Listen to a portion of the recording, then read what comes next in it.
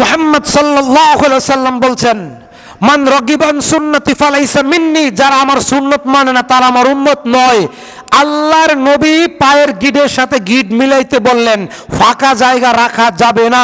অথচ হানাফি মাযহাবের ছোট মসজিদ বড় মসজিদ, বড় হুজুর ছোট হুজুর, কোন ইমাম কোন হুজুর এই সুন্নত পালন করতে বলে না। পায়ের গিডের সাথে গিড মিলান, ফাঁকা জায়গা বন্ধ করেন। কেন তারা? কারণ তারা নবীর উম্মত নয়, তারা নবীর অনুসারী নয়, তারা নবীর হাদিস মানে না, তারা ইমাম আবু হানিফার মাযহাব মানে, ইমাম আবু হানিফার মুখ নিঃসৃত হাদিস মানে। এজন্য নবীর হাদিস ভালো লাগে না।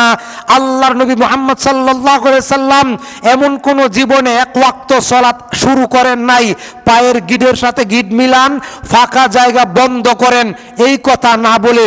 যাদের মধ্যে ফাঁকা জায়গা থাকে, আল্লাহর নবী সাল্লাল্লাহু আলাইহি সাল্লাম বলছেন, আমি পিছন দিক দিয়ে দেখতে পাই ওই ফাঁকা জায়গায় শয়তান দাঁড়ায় ছাগলের বাচ্চা, বেড়ার বাচ্চা রূপে।